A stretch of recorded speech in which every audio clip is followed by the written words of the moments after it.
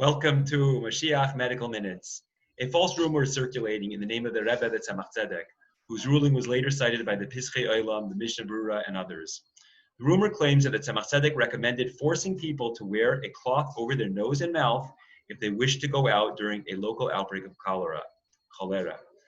This is utterly false and based on several mistranslations. Here's what the Tzemach Tzedek really wrote with regards to Tisha B'Av. Quote, whoever desires to fast in an area where the illness is not so strong, chas v'shalom, should be advised and warned not to leave his home the entire day. And when he does have to leave, he should be forced to carry a small piece of camphor around his nose and mouth along with a bit of mint leaf, end quote. Camphor does not mean a cloth. Rather, camphor was a therapeutic substance distilled from wood of an evergreen camphor tree. Together with mint, it was used as an aromatic herbal remedy and preventative against cholera. It is still used today in essential oils and other such products. The Tzemach Tzedek never mentioned that there should be a mask or even cloth, nor did he instruct the person to wear anything around his nose or mouth, but rather that one should carry it there so that he inhaled the aroma of these herbs for their preventative benefit, which were presumably hung around the nose and held in place with a ribbon or porous net.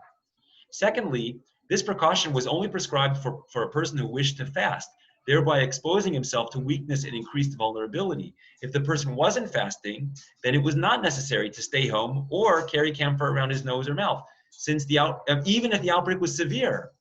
Thirdly, the function of this precaution was to shield the person himself from potential harm due to his own increased vulnerability. It was never suggested that he may be forced to cover his nose and mouth when he is not at risk, but only in order to protect others, as COVID policy demands. Last and most importantly, COVID may not be compared to cholera of the 1800s in any way. The cholera outbreak of the Tzemach Tzedek's times had a formidable mortality rate that affected an entire population.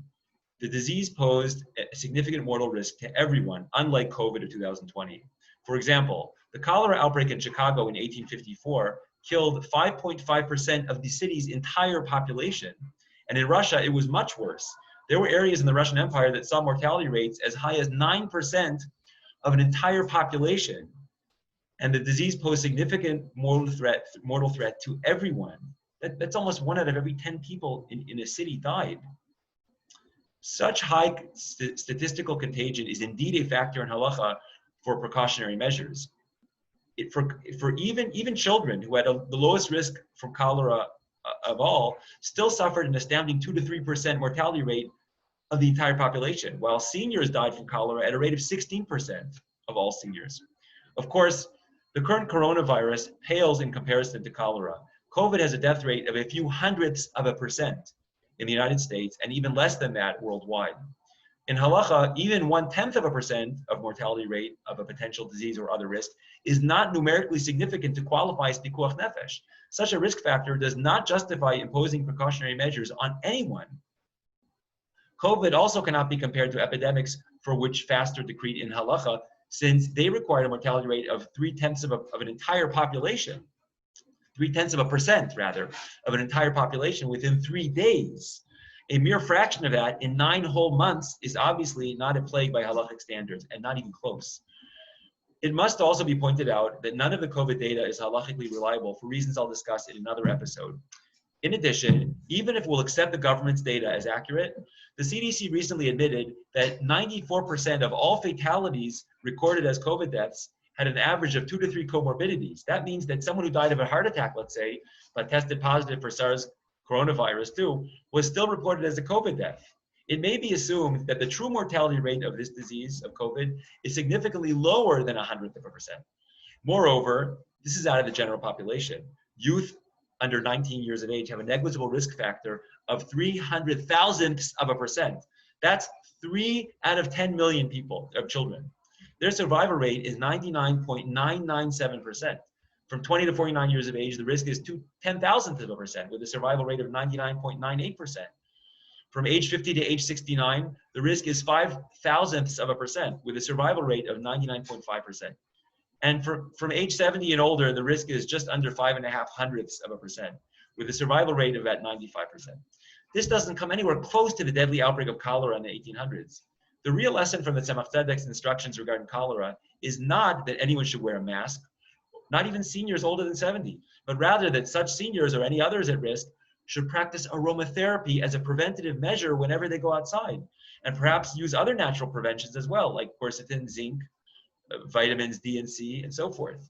For those who insist on masks, then perhaps it might be tolerable and advisable for seniors over 70 to wear N95 masks that offer them some sort of protection, or to avoid unnecessary exposure to the public altogether. But to enforce a mask policy on an entire population is extreme, bizarre, lacks any halachic rationale or precedent, and has absolutely no source in authentic Judaism.